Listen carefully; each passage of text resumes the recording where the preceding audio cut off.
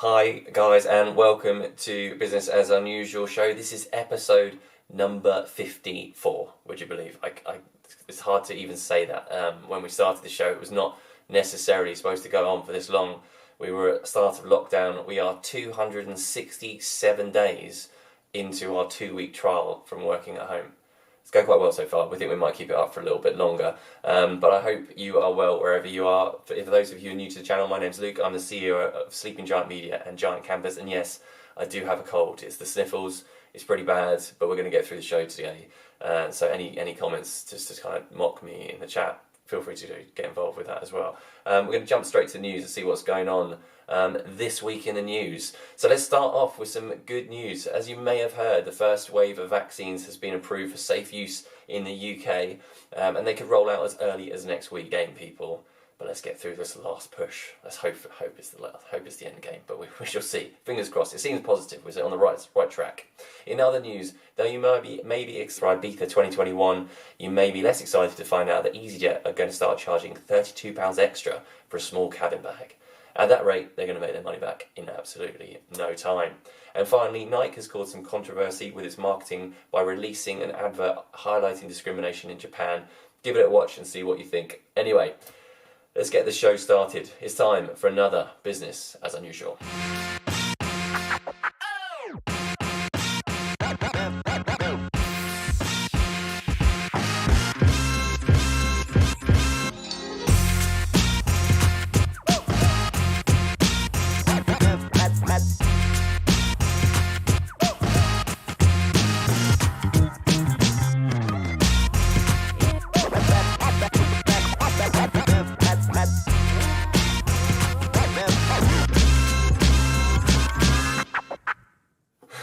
Hi guys and welcome to the show. If you are on our social channels, please do check out our other content. We're pushing loads of information about taking your first steps into digital marketing or taking your digital marketing to the next level. Michelle, I can see your comment in the chat. Do we do social media? Can I do social media? How much would it cost? It's a very good question. I'm sure one of the guys will be able to reach out and say hi on Facebook and give you some more information about that. Brilliant. Off to a rocking start there. We have a fantastic guest today. We have the infamous Dan Knowlton. We're going to introduce him in just a second. He was our guest on show number 6, which was the 8th of April. So that was, in fact, so early on that we didn't even record it because we forgot to press the record button. And we've hopefully upped our game. I've pressed the record button. So we're recording at this point. So without further ado, let's introduce Dan. Dan, how are you doing, my friend? Hello. Good. This is so cool. This show, how it's come on since I was on here. You're doing a good job, Luke. Very well. It's as ever. It is a team effort. I can't take all the credit for it, but it has been an evolution since we started. It has been started off in Google Hangouts, which is I think when you joined us initially, and then we kind of hopefully upped our game kind of since that point. But so obviously we spoke in April. That was kind of like the madness. That was when things were kind of really kicking off. What's sort of been going on since I don't even know how many months. It's all been a bit blurry since that point, but what have you guys been up to? How have things been going? Yeah, so it's been an interesting one. I'm trying to remember. So April, where we were at, so it was just sort of when everything was kicking off and we were like, oh, what's going on? Yeah, and then were we in lockdown then? Yeah, because the lockdown started on the 23rd of March, which was my birthday. Yes. Yeah.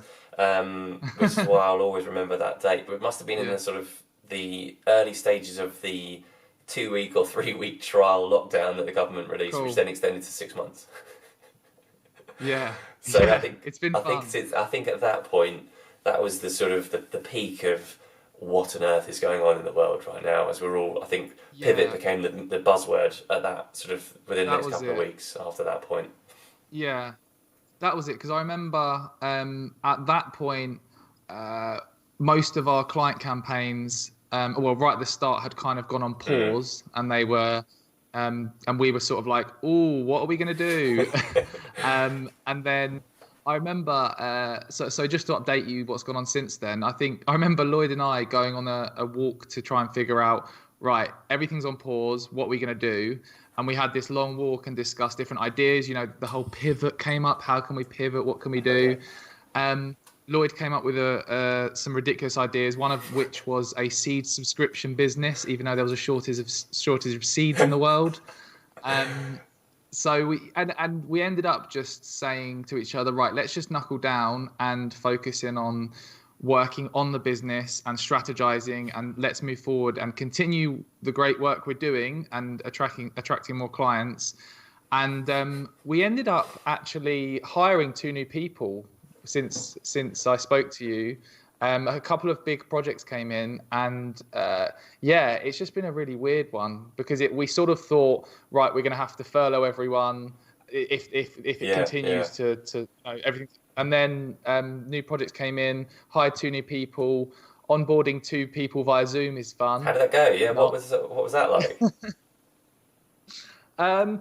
It's weird because you kind of want to be in the same properly, give them the feel of the business, and I didn't like it, to be honest, but it's just one of those things that you have to deal with. It's been nice now that we've been able to meet each other and stuff, because there's been obviously the world opening up again, then shutting down again.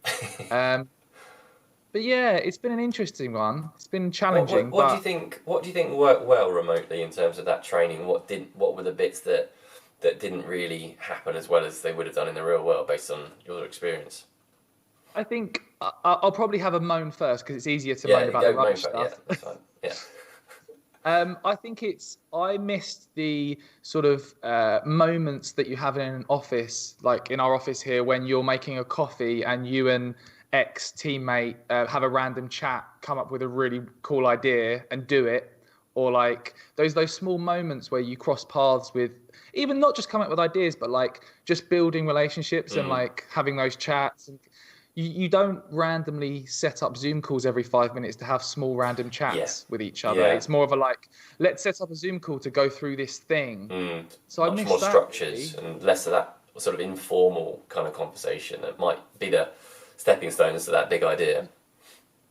Yeah, but I guess to not be so negative, to be positive, some of the good things were that I found that myself, and I think others, could sort of get their head down and get on with activities without being disturbed at the same time, which is the complete opposite of that. But I don't know, like, you've obviously been working remotely. How have you found it? I'd be interested to hear from you, Luke. How have you found? Yeah, similarly, I think so we've onboarded a few people as well, and it is difficult in the sense that, so the training aspect is difficult. I would agree with that. I think, as you said, it's those little conversations where someone hears you on the phone and then they hear how we are as a brand, and that isn't, it's very difficult to train that in the sense of like, staging it. It's those overheard conversations that you have in the office that you don't really do via Zoom as easily, or video conferencing doesn't really kind of come across as well. So I think that's sort of been challenging. Culture's a bit different. I think that's the thing. I think a lot of businesses try to replicate their offline culture online, and I think there has to be a kind of realization that culture is just different. The world's different remotely, and you have to do it slightly differently. So there's a lot of coming to terms with almost losing what was and then creating what will be, and that, I think, change is really difficult for a lot of people in a world that's also very, very uncertain as well. So like almost the mental sort of resilience required by everybody. I think it used to be kind of, I think, more down to leaders to try to be like really resilient to all the bad stuff that would happen and try to shelter the team. The trouble is that there isn't, we can shelter them to a degree, but there's also just so much challenge that's going on as well, and just so much change. It's difficult for everybody. So I think that's been one of our challenges for sure. Yeah, I also miss just doing fun stuff with the team to like get to know each other more. I know let's do a fun quiz on Zoom, but it's not the same. No, is it? We had our Christmas. We had our Christmas dinners planned for the 18th of December, and obviously that's now out the window as well. So, missed our summer party, which was normally epic. So, I guess though, again, finding the positives, because there's always a positive in there somewhere. Is next year's going to be crazy. I think next year we're going to have to go big, like with everything. I think it's going to be like catching up on what we couldn't do kind of last time. Yeah, I think and being more positive, Luke. On that note, I think everything's going to be more fun because even just meeting up and doing cool stuff together, you wouldn't have done for ages. So it's like it's going to be even more fun, and we're all going to go bigger. It's going to be, yeah, Let's do it. good. Let's do it. I like it, and I think we'll be more appreciative of it as well. That's the other thing. Like, I think that all of us kind of like took a lot for granted, and then suddenly now we're like, oh. Yes, now that's not a kind of a given in the world that we live in, and actually now when we Definitely. do it the next time, we're like, actually that's really cool. I really enjoyed doing whatever it might be. So fingers crossed, more Yeah, positive. yeah, We're going to quickly jump to a quiz here, mate. This is Tenuous Link quiz, cool. and I hear that you guys are into wig production. This is what I picked up from your LinkedIn feed. What's the backstory on this one? Yeah. What's the backstory? It's actually it's a problem as well as something we use to help us. So ages ago, like in 2017, we tried this new format of content where we did a comical sketch with wigs, Which are brilliant. and it went, to promote our agency, and it worked really well. It's just kind of stuck really, and a lot of the sketches we use wigs to play different characters. However, the negative is everyone thinks we just make comical videos with wigs, so clients start to think, oh, we're not a funny business, we can't work with you. It's like, oh man, we've actually shot ourselves in the foot a bit there, but Nightmare. yeah, we're getting over it now. Okay, well, just to be clear, that's not what you do. They do lots of very serious videos as well. However, we wanted to explore your knowledge of wigs just one last time, and also just to use this opportunity to highlight the fact that you do other things. So this is all about Thank you. wig knowledge, and keep reminding as you go through this, also remind people that you don't just do funny videos. Question for number one: is Zac Efron wearing a wig? This is from Hairspray 2007. Yes or no? Is that a wig? Yes. It is not. See, you clearly don't know. You don't just do stuff with wigs. Then are you deliberately getting that wrong just to try to make that point? No, I honestly, my answer would have been no, but I thought it was too obvious that you were trying to trick me. So no, you've overthought it, mate. You've overthought it right there. Let's have a look. Question number two: is Nicolas Cage wearing a wig? This is yes. yes or no. He is indeed. Yes. Correct. Good Cage knowledge. What about Anne Hathaway? This is brilliant. No. Correct. It's real. It's the real deal. He's on the flyer. Two out of three. What's my life come to? It's a question I ask myself every day. Don't worry about it. Is there a wig on everyone's favourite vampire, Robert Pattinson, in Breaking Dawn Part 2? No. Let's have a look. There is. What? No way. Shocker. Would you believe it? Oh God! I remember watching. Is it Twilight? It's Twilight, isn't it? Yeah. Yes. Those are 2 hours I'm never gonna I've get seen back ever again. Yeah. Goodness me. Anyway, is this a wig, Rachel McAdams in Mean Girls? I kind of want to say it looks like a bit of a wig, so yeah. It sure is. Yes. Woohoo! Okay, I think we're on to the last few now. Bald cap or no? Karen Gillian or Yes, definitely. No, she shaved it. Look at that. Look at that big reveal as well. Nuts. And this, I think, the next one. One is probably the most tricky of them all. Mr. Anthony Clocky, wig or no wig? I wish it wasn't, but I think it might be. I think you might be right there. The answer is redacted. We will never know. We will just simply never know because it's just too confidential to share. That was a good effort, my friend. I think you did very well there. But just to be clear, thank you, Luke. Just to be clear for everybody watching, Rob Dando, afternoon gents in the chat. Just to be clear, they do more than funny videos, and they don't just wear wigs. You guys are on shoot today, actually. What are you filming today? Does it involve wigs? It does. It's going to go backfire. It definitely does. Okay. No. Funny if it was, but no. We're working with a big wine company, so producing a load of content with people drinking wine and saying how lovely it is. Amazing. Lloyd will be absolutely amazing at that. I have no doubt. We have reached. Would you believe we have reached the halfway mark? Unbelievable quickly. We are back. I'm loving the production of this. Thanks, Luke. man. This is so good. Yeah, it's good fun. I've got a lot of buttons to press. It kind of just keeps me on my toes. So what, again, it's the question of what do people do during lockdown? Some people are sort of testing their baking skills, and others are experimenting with OBS, which is what I've done. My baking has not taken. I can It's tell. not taken a step forward. My baking, I'm not going to lie. It's not a good thing. So what do you think? What do you think next year is going to bring? Like, obviously, we've seen some madness this year. What do you think the start of next year is going to kind of look like? So I guess with my marketing content hat on, before hearing about this vaccine, I would have predicted that content production is going to continue to move towards focusing on like more of a heavy focus on user-generated content that can be produced without lots of people being involved, and like a high production value.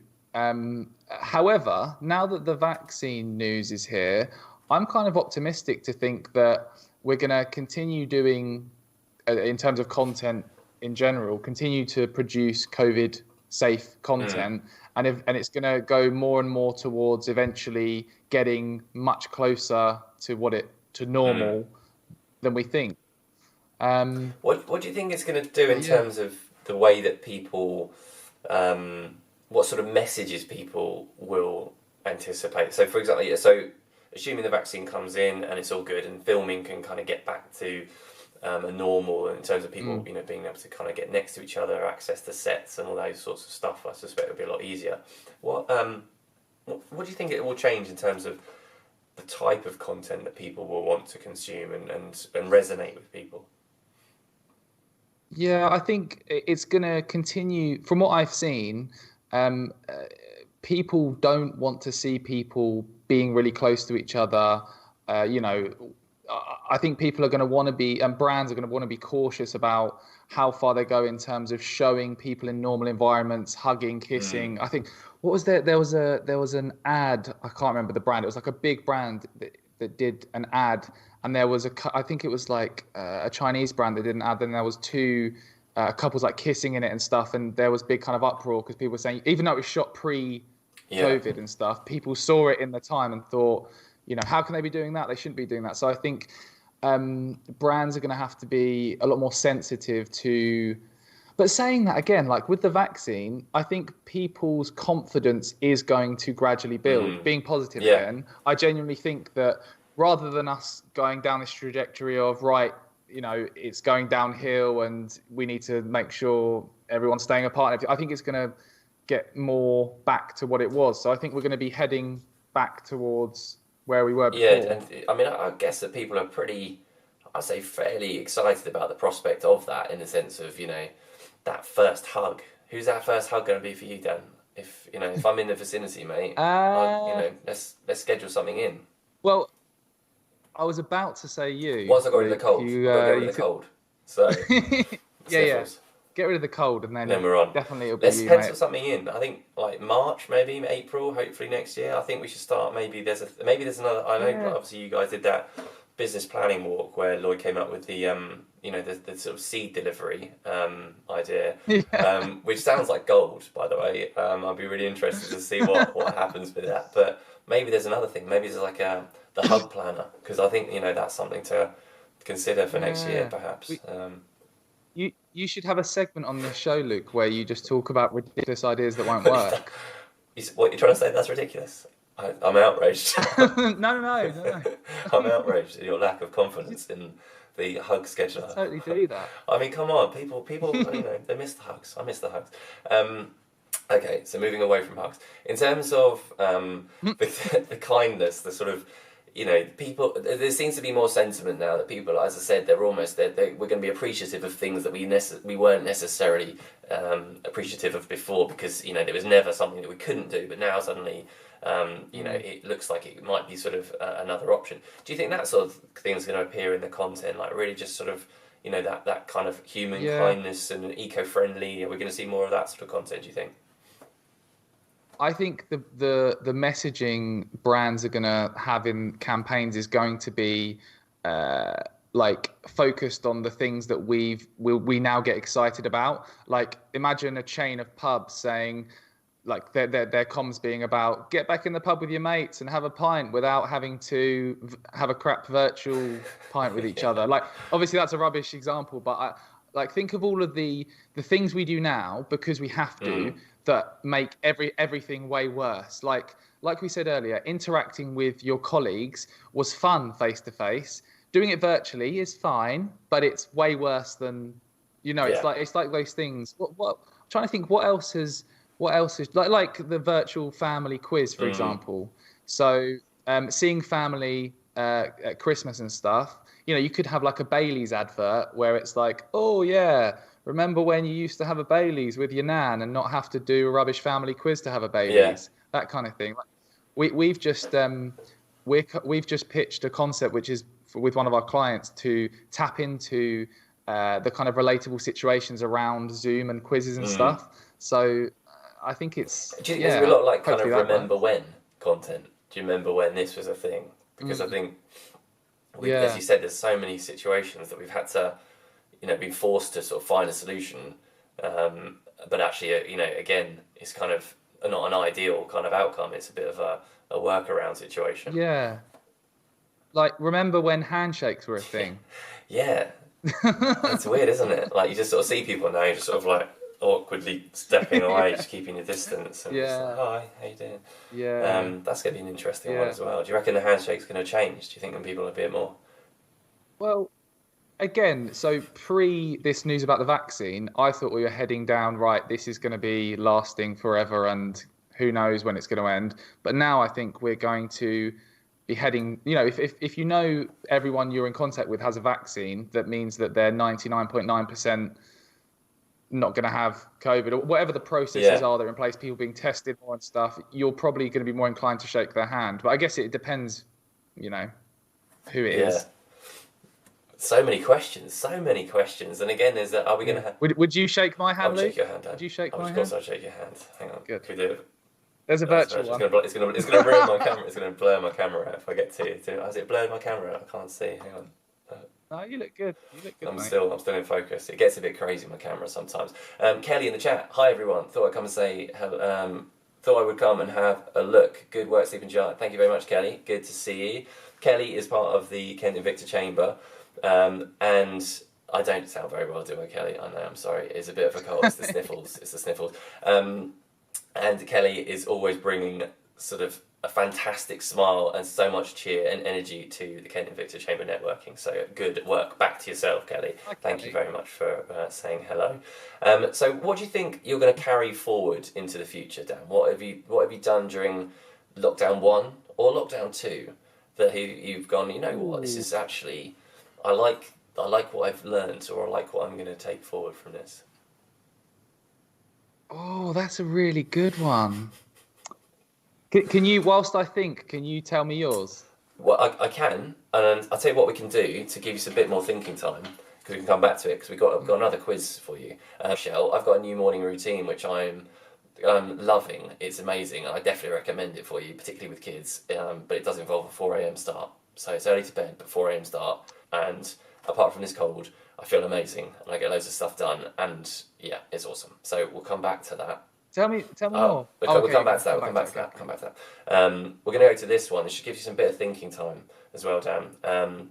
This is status quote. So this is looking at some of the awesome quotes, and you have to decide which one you would snog, which one you marry, which one you avoid. So the first one is, I feel that luck is preparation meeting opportunity.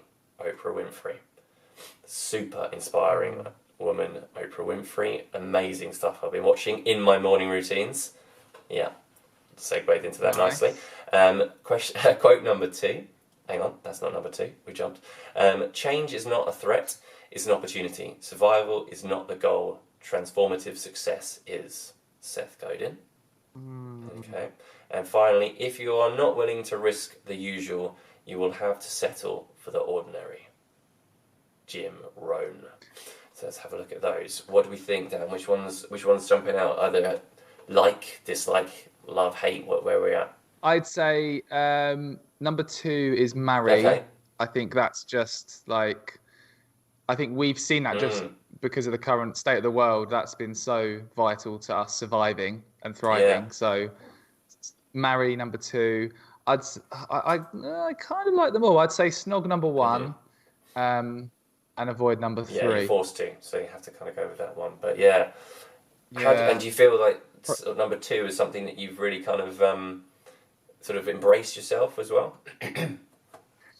Yeah, I think we're constantly having to change up what we're doing because things become less effective, and there's new platforms and there's new tools and new techniques. So I think we've seen other businesses similar to us who haven't done that and have sort of gone on a downward trajectory, and we're constantly aware every day, every week. We need to be thinking, what's the new thing? What are we testing? What are we trying that's different to keep surviving? So Absolutely, yeah. And it's kind of, I think, brought it to a fore, hasn't it? I mean, it's always been the case in business. It's, that's constant innovation. But I mean, I don't know about you guys, but this last 8 months has been kind of like daily innovations. It's kind of like, massive changes, big decisions on a regular basis, just to kind of make sure that you're keeping up and hopefully, maybe getting ahead. Who knows? But just the scale of it's changed this year. Yeah, for us, it's being one of the things is like trying to be creative with like when we're in proper lockdown, trying to produce content for campaigns when you can't see another human being is pretty challenging, but we managed to overcome that. But yeah, it's things like that are just very difficult. Challenging. Nice, brilliant. Right, now back to the question, Dan. I don't know if you've been able to sort of chew on that one in the background whilst you've been answering those questions. Oh, go on. Yeah, so sorry, I got excited because I thought of something. During lockdown number one, I bought a Fitbit. Yes. And because I couldn't go to the gym, I started tracking my steps and my activity and stuff. And I'm going to continue to have this, and even though I'm going to go to the gym again, I am going back to the gym again. I'm going to continue to monitor my sort of steps and my heart rate and that kind of thing. So yeah, that's definitely something I'm going to. I wouldn't have done that if it wasn't for COVID. Yeah. So thank you, COVID. You don't need to say thank you, COVID. That just sounds mental. But I get your vibe. I do get your vibe. It's forced you to make that change and taking it forward. So fitness. So kind of like personal, a bit more cardio maybe, because you were gunning the weights before. Yeah, well, I'm going to continue to gun the weights, but I think monitoring my heart, my cardiovascular fitness. That is correct. Right? That's good that you maybe want to Google that as well. You maybe do some research on that. Yeah, exactly. But no, keep monitoring that and my cardio and stuff. So, what was yours? I want to know yours, Luke. Tell me your routine. Yeah, well, so at the moment, I've been doing it for sort of 2.5 weeks now. 2.5 weeks? Yeah, 2.5 weeks. It's 4:00 start. I'm very fortunate to have a home gym, so that is kind of very kind of lucky for myself. But I basically head to the gym, which is behind this backdrop, and I'm not randomly pointing at the brick wall. It's not a real big wall. Shh, don't tell anyone. And then just kind of basically do some cardio. So either go for a run or do a cycle here. Do some boxing. I do quite a lot of Krav Maga, which I've really got into. And then it's hit some weights. Right. It's then do some work, so I can kind of do a good chunk of work before work. So I'm kind of ahead of the day. I get all of my admin stuff done. So all the bits that I kind of never do. And it's been really cool because I've chopped out the evening. So I realised that in the evening, what would happen is I put the kids to bed, which is they go to bed about 7, and then kind of it's relatively dead. I just watch something and then potentially play on the computer and then go to bed. And I normally go to bed too late. Then I get up in a rush. So I get up at used to get up at 7. It'd be a real rush to kind of get through the stuff before the kids go to school and the rest of it. I'm on the back foot right from the beginning of the day. Yeah. And I just can't recommend it enough. It's been amazing. And I just wish I did it earlier. I really wish I did it with our daughter who didn't sleep very well. Because you just get ahead of the day. I've got a really important question for you. You said you wake up at 4. Are you one of those people that your alarm is at 4 and you instantly stand up out of bed, or are you like a 3:30 then snooze till 4? So I've got one of those Philips Hue lights that kind of like get brighter. Oh, And again, I knew you they're would. amazing. I can't recommend those enough because if it was an alarm that was like aggressive, oh man, I couldn't handle that at 4 o'clock in the morning. I need to be kind of like gently woken up, and then yeah, and then by the time, and actually the alarm never goes off, I'm already awake. So the lights woken me up, and then I'm like, That's so sneak cool. out of the room, try not to wake the wife up, and then I get attacked by the cats, and then I crack on with whatever I sort of need to do for the day. I love it. Yeah, that's my recommendation, Dan. I think it would, with kids, definitely recommend it. We should do it earlier. Give it a try. Another question. Another question. Sorry, I'm just interested now. So you do you get more tired in the evening, or are you like more awake, or are you equal to before? Well, I go to bed early, so I do go to bed at like 8 o'clock now, or just after 8 o'clock. So there is that sort of decision to make. You can't. I don't think I could sustain it by going to bed kind of later and getting not enough sleep. I still need the same amount of sleep. I just have to shift it along. But I find energy levels really good. Like at the end of the day, still cracking on. So yeah, as I took it. This is inspiration from YouTube. This was Dwayne the Rock Johnson. He does the 4 a.m. start. What's his name? One of our halfway marks, Mark Wahlberg. He does it at 2 o'clock. I mean, that's another level, but Wow. definitely would recommend it. And we are absolutely out of time. Thank you for asking me some questions, Dan. Just reversed it as you did last time. It was good. I'm interested. Thanks, man. I'm interested. Feels like there's a collab in the future here. And when you're up at 4 in the morning, mate, we could put some content. We'll do it at Do it 4. at 4 o'clock in the morning. We've got an option there. I'm sure there's loads of people awake at that time of the day. So, but mate, it's been great to catch up again. Great to see you, and I'm glad the last 8 months have seen some positives amongst the madness as well. Definitely. Pass on my best to Lloyd as well. Say hi to Lloyd, and I will. And I'll give him a big virtual hug, and let's schedule a hug in for April time. I think we should be good by then. So. I'm game. Let's do it. Nice, good to see you again, mate. Guys, this is it. That is it from us.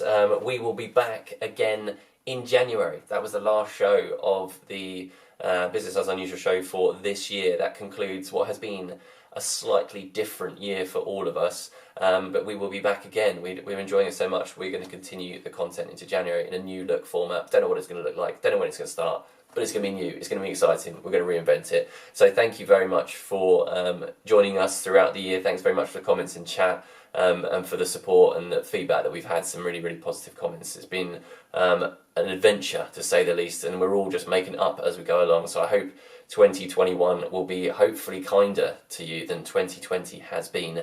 Thank you very much. Keep on going. It's a mad, mad, crazy world. But for all of us, it's just business as unusual.